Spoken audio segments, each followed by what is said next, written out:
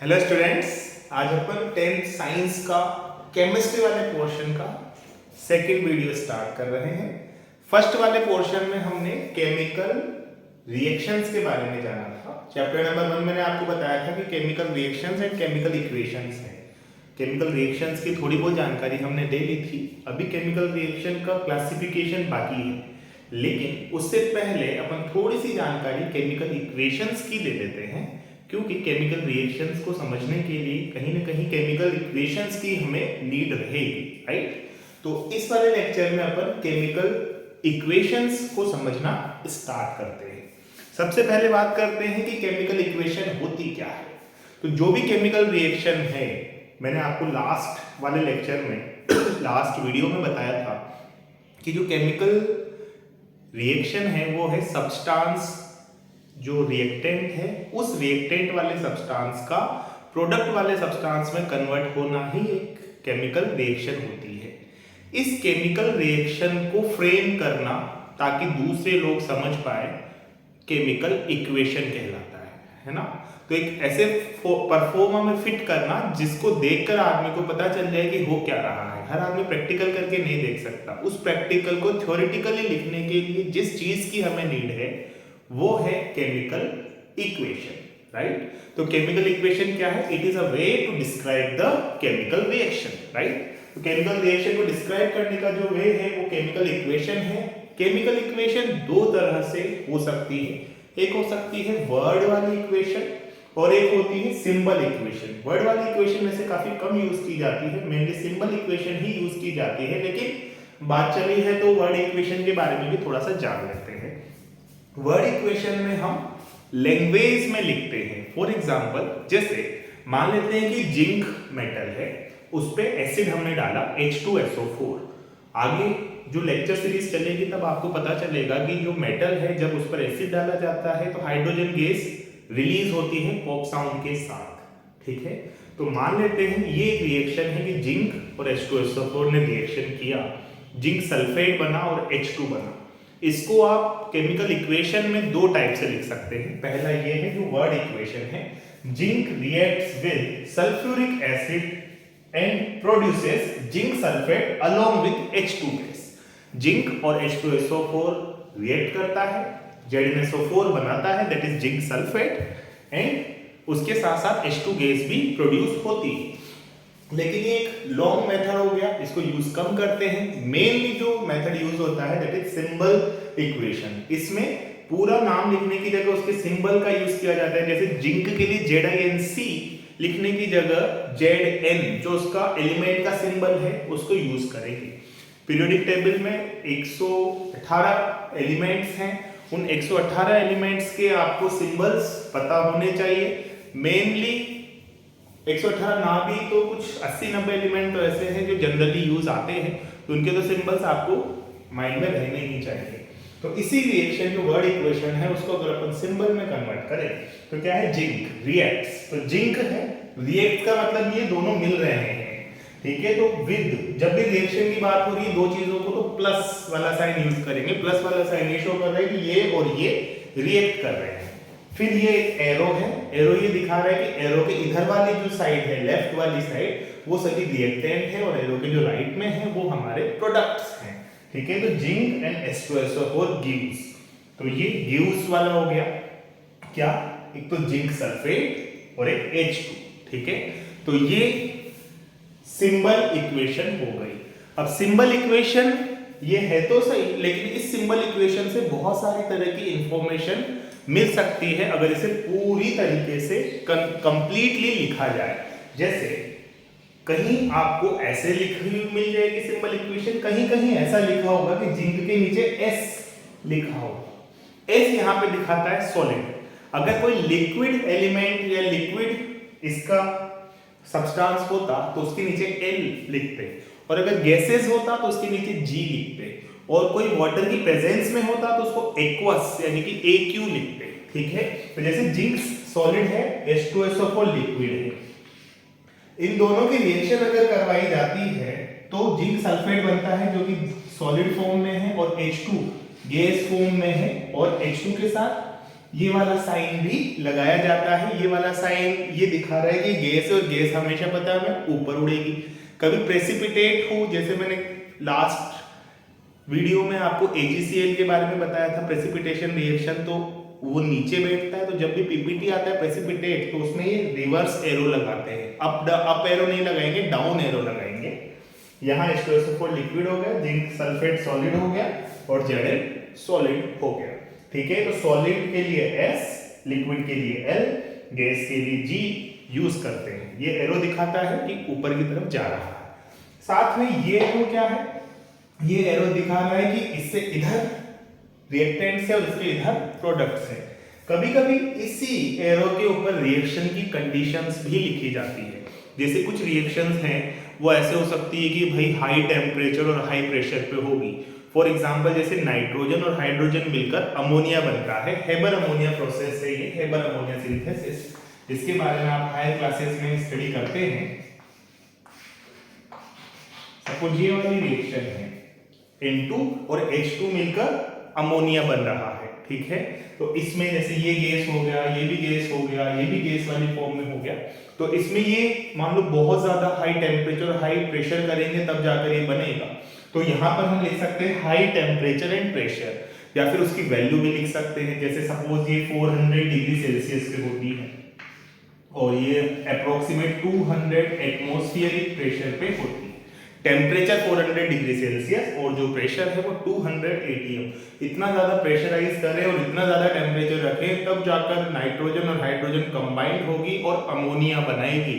Otherwise nitrogen hydrogen दूर दूर रहना पसंद करेगी, राइट। तो रिएक्शन कंडीशंस कहीं अगर लिखनी है, कहीं हमारे पास जगह है, तो वो है एरो के ऊपर नीचे। स्टेट, फिजिकल स्टेट की एलिमेंट या सब्सटेंस हमारा सॉलिड है, लिक्विड है, गैस है, वो लिखना है तो हम ब्रैकेट में नीचे की साइड लिखते हैं, राइट। इसी के साथ साथ केमिकल इक्वेशन से हमें एक और तरह की नॉलेज मिल सकती है कि इस रिएक्शन में, केमिकल इक्वेशन से क्या नॉलेज मिल सकती है कि इस रिएक्शन में एनर्जी रिलीज हो रही है या एनर्जी की नीड है।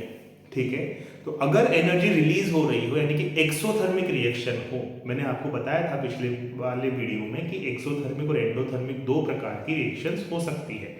तो एक्सोथर्मिक यानी कि जिस भी रिएक्शन से एनर्जी रिलीज हो रही हो, तो हीट एनर्जी या जो भी एनर्जी है जो रिलीज हो रही है, अगर एनर्जी रिलीज हो रही होगी तो वो प्रोडक्ट के साइड में लिखी जाएगी।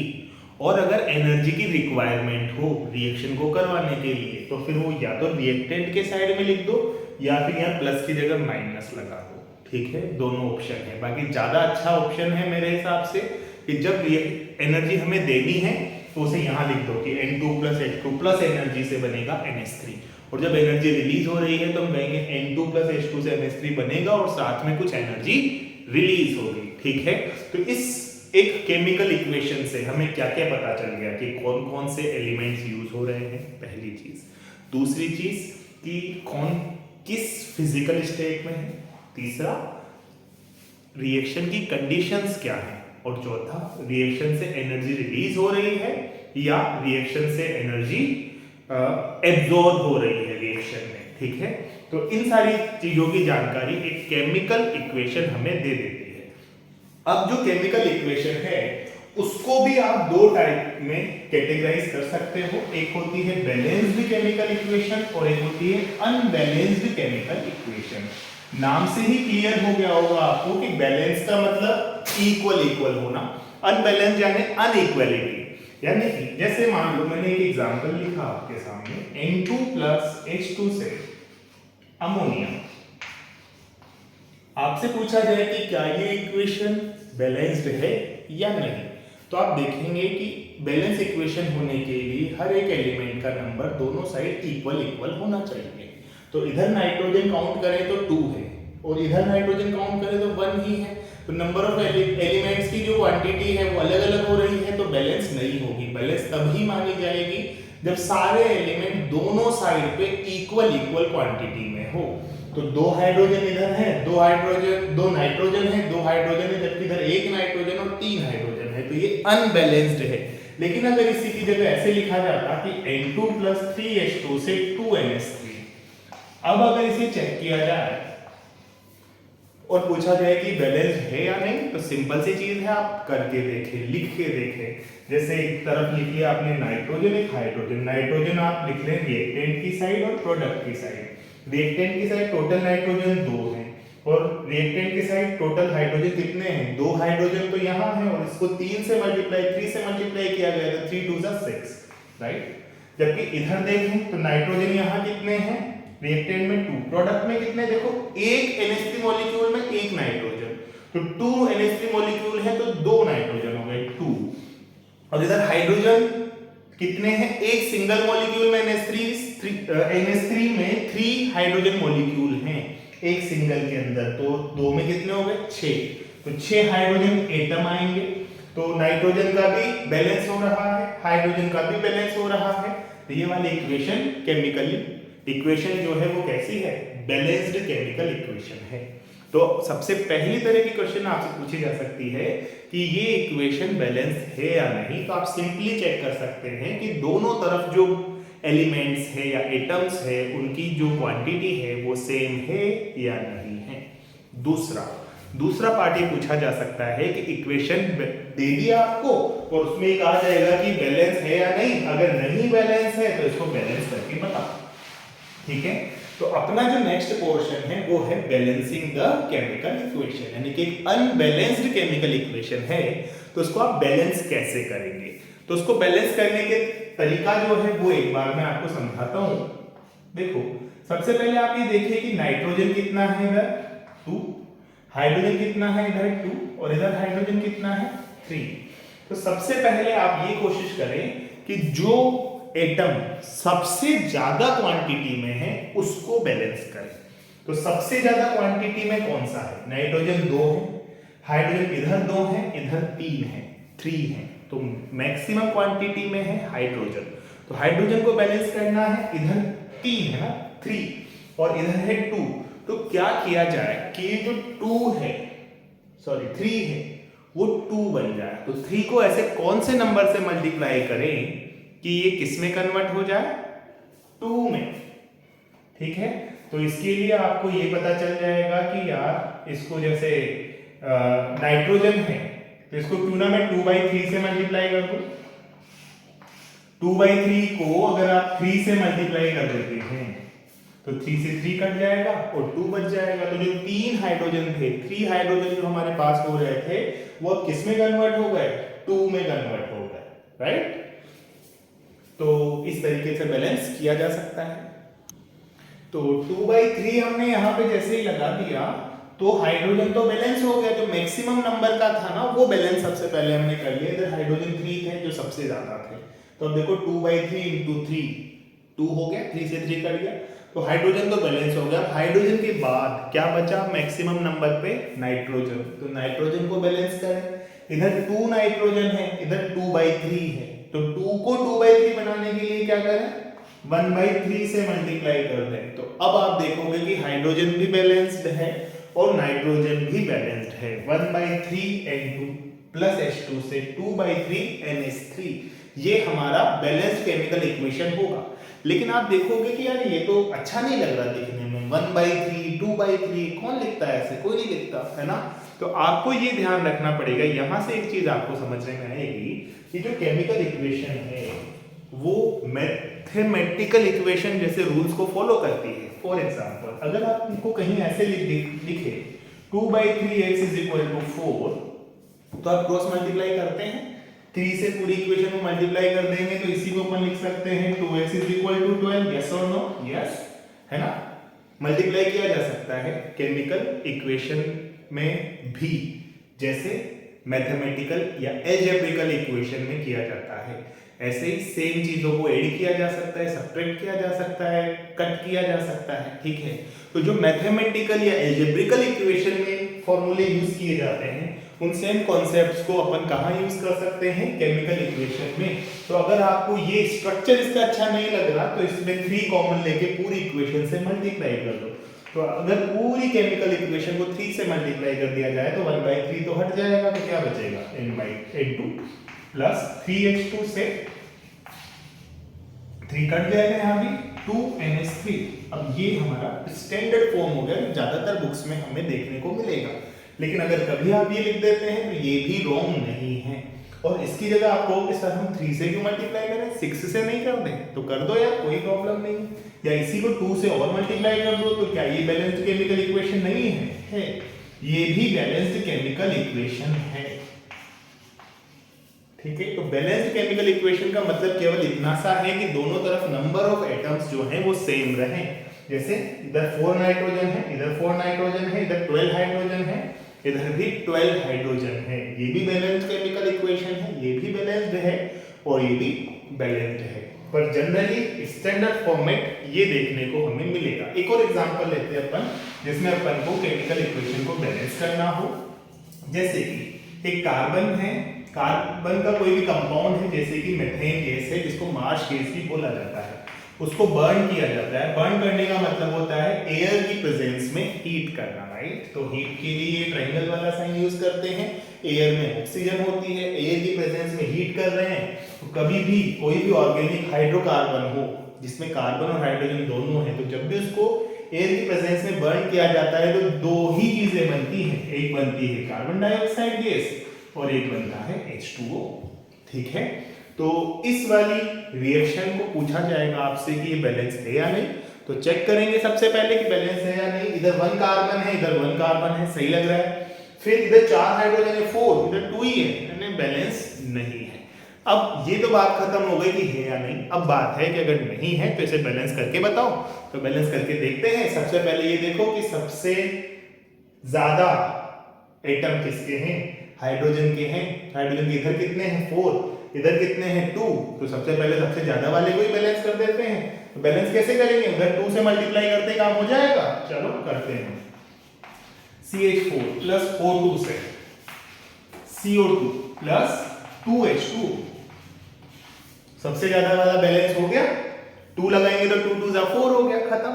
अब कौन कौन बचा, हाइड्रोजन तो बैलेंस हो गया। इधर ऑक्सीजन 2 है, इधर ऑक्सीजन 3 है, इधर कार्बन 1 है, इधर कार्बन 1 है। ठीक है, तो कार्बन तो ऑलरेडी बैलेंस है। अब ऑक्सीजन की बात रही, इधर 2 ऑक्सीजन है, इधर 2 ऑक्सीजन है, तो 4 ऑक्सीजन हो गए। इधर 2 ही ऑक्सीजन है, तो अब ऑक्सीजन को बैलेंस करना है, क्योंकि अब मैक्सिमम नंबर ऑफ एटम क्या है, ऑक्सीजन वाले। तो इसको बैलेंस करने के लिए क्या करें, इधर 2 से मल्टीप्लाई कर दें, तो इधर 4 थे ना, ये भी 4 हो जाएंगे, इक्वल इक्वल हो जाएगा था। तो हमें क्या करना है, पहले सबसे ज्यादा नंबर के जो ऐसा आइटम जिसकी नंबर सबसे ज्यादा, पहले उसको बैलेंस करना है। फिर वो बैलेंस हो गया तो उसके बाद जो बचे उनमें जो सबसे ज्यादा नंबर वाला है उसको बैलेंस करना है। फिर वो भी हो जाए तो अगला देखना है। अब आगे देखें तो कार्बन भी बैलेंस है ऑलरेडी, हाइड्रोजन ऑलरेडी बैलेंस है, ऑक्सीजन भी ऑलरेडी बैलेंस्ड है। और जब सारे एलिमेंट्स या सारे एटम्स इंडिविजुअली बैलेंस हो जाते हैं तो कंप्लीट रिएक्शन भी बैलेंस्ड बन जाती है। तो अपन ये कहेंगे this is balanced chemical equation. यानी कि जब एक मीथेन 2 जितने मीथेन है वो डबल वॉल्यूम वाले ऑक्सीजन से रिएक्ट करेगा, CO2 बनाएगा और H2 बनाएगा, राइट। एक और एग्जांपल इसी में लिखते हैं। फॉर एग्जांपल अगर मीथेन की जगह एथेन होता, जैसे ये C2H6, उसी को O2 से रिएक्ट हम करवा रहे होते, तो हमें पता तो है कि CO2 बनेगा, H2O बनेगा और कुछ हीट एनर्जी रिलीज होगी। ठीक है, एक्सोथर्मिक रिएक्शन होती है। कभी भी बर्निंग करें, जला दे किसी चीज को, तो ऑब्वियसली यार एनर्जी तो निकलेगी, धुआं धुआं सा होगा ना, तो वो जो एनर्जी निकलेगी वो हीट एनर्जी रहेगी। वो मैंने लास्ट में लिख दिया। अब अपन ये देखते हैं कि इसको बैलेंस कैसे करें। तो सबसे पहले हाइड्रोजन देखें, इधर 6 है, इधर 2 है, बैलेंस करते हैं 6 हाइड्रोजन को। तो कैसे बैलेंस होगा, लास्ट में 3 लगने में आ जाएगा, तो CO2 प्लस 3H2O। तो ये हमारा हाइड्रोजन बैलेंस हो गया। अब हमें बैलेंस क्या करना है, जो मैक्सिमम क्वांटिटी वाला हो।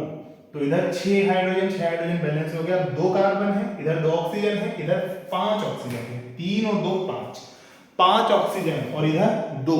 तो 2 को 5 कैसे बनाएं, 5/2 से मल्टीप्लाई कर दें, 2 से 2 कट जाएगा, 5 बच जाएगा। तो किसी भी चीज को किसी भी चीज में अपन कन्वर्ट कर सकते हैं। मल्टीप्लिकेशन की छोटी छोटी सी ट्रिक्स पता होनी चाहिए। तो इसको कैसे मल्टीप्लाई करें, 5/2 से, 2 से 2 कट जाएगा, 5 आ जाएगा। तो ये बनेगा C2H6 प्लस 5/2 O2 से CO2 प्लस 3H2O, राइट? यही बनेगा। सारा कर दिया अपन ने, हाइड्रोजन को बैलेंस कर दिया, 6 मैक्सिमम वाला था। फिर ऑक्सीजन को बैलेंस किया, इधर 5 ऑक्सीजन थे, इधर भी 5 कर दी। अब बात आती है कार्बन को बैलेंस करने की, तो इधर कार्बन कितने हैं? 2, ठीक है, और इधर कितना कार्बन है? 1, तो कार्बन को भी बैलेंस करते हैं। तो कार्बन को बैलेंस करने के लिए देखो इधर 2 लगाना पड़ेगा या नहीं? लगाना पड़ेगा, लेकिन जैसे ही 2 लगाएंगे तो ऑक्सीजन डिस्टर्ब हो जाएगा, तो वो जितना डिस्टर्ब हो जाएगा उधर फिर से एडजस्ट हमें करना पड़ेगा। तो यहाँ हमने 2 लगाया, 2 कार्बन डाइऑक्साइड हो गया, तो कार्बन तो बैलेंस हो गया, लेकिन देखो ऐसा करने से जो एक इंडिविजुअल एलिमेंट है ऑक्सीजन वाला, वो भी डिस्टर्ब हो गया। कितना ऑक्सीजन हो गया? 4 और 3 7, जबकि इधर कितना था? 5। तो हमें 2 ऑक्सीजन और बढ़ाने पड़ेंगे, तो अपन यहाँ पे ऐड करेंगे एक और O2, या यूं कह दो कि 5/2 की जगह यहाँ पे हमें करना पड़ जाएगा 7/2, ठीक है। तो ये वाला मेथड है जिसकी हेल्प से अपन केमिकल इक्वेशंस को बैलेंस कर सकते हैं, लेकिन इसी चीज को मैं थोड़ा शॉर्ट वे में बता देता हूं आपको। दूसरा मेथड देखते हैं यार, ये तो इतना अच्छा लगता नहीं मुझे भी पर्सनली, ज्यादा बड़ा हो जाता है और बार बार दिमाग लगाना पड़ता है। तो अगर अपन को अपनी कैलकुलेशन पे भरोसा है तो एक दूसरा मेथड मैं बताता हूँ आपको, स्ट्रेट फॉरवर्ड मेथड है। इसमें ये कुछ नहीं देखना कि कौन ज्यादा है कौन कम है, सिंपल मेथड है, देखो ध्यान से। पर्सनली मैं इसको ज्यादा लाइक करता हूँ।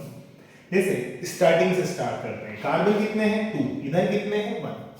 कितना करना है? 2, क्योंकि बैलेंस करना है तो दोनों तरफ इक्वल इक्वल होना चाहिए। तो आप क्या करें, सबसे पहले जो O2 लिखा हुआ है, CO2 लिखा है, उसके आगे 2 लगा दें, खत्म बात। हमारा कार्बन कार्बन को बैलेंस हो गया। अब कार्बन के बाद आगे चलते हैं, क्या आता है? हाइड्रोजन। हाइड्रोजन है इधर 6 और इधर कितना है? 2। तो इसको हाइड्रोजन को बैलेंस करते हैं, तो अपन क्या करें? इधर 3 से मल्टीप्लाई करें ताकि हाइड्रोजन बैलेंस हो जाए। तो C2H6 प्लस O2 से 2CO2 प्लस 3H2O, 3 से मल्टीप्लाई किया, काम हो गया। अब ऑक्सीजन देखें, इधर ऑक्सीजन कितने हैं? 2, और इधर कितने हैं? 4 और 3 7। तो इधर 2 है, उधर 7 है, तो 2 को 7 बनाने के लिए कैसे मल्टीप्लाई करना पड़ेगा? 7/2 से कर दो, आंसर आ जाएगा। तो C2H6 plus 7/2 O2 gives 2CO2 plus 3H2O।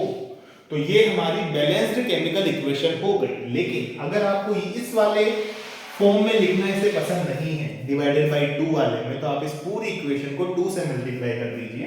तो 2 से मल्टीप्लाई करने पर ये बनेगा 2C2H6 plus 7O2 gives 4CO2 plus 6H2। तो ये बैलेंस्ड केमिकल इक्वेशन हो जाएगी। चेक कर सकते हैं, यहाँ 4 कार्बन हो गए, 2 2 जा 4, इधर भी 4 हो गए, इधर 12 हाइड्रोजन हो गए, उधर 6 2 जा 12 हो गए, इधर ऑक्सीजन हो गए 14, 7 2 जा 14, इधर 4 2 जा 8 और 6 14। ठीक है, तो केमिकल इक्वेशन को बैलेंस करने का मेथड तो हमने इस वाले वीडियो में देख लिया। अब अपन साथ में अपन ने ये भी देखा कि केमिकल इक्वेशन से क्या-क्या इंफॉर्मेशन हम एक्सट्रैक्ट कर सकते हैं। अब नेक्स्ट पार्ट में हम देखेंगे कि जो केमिकल रिएक्शंस है वो किस किस टाइप की होती है। ओके, तब तक के लिए बाय।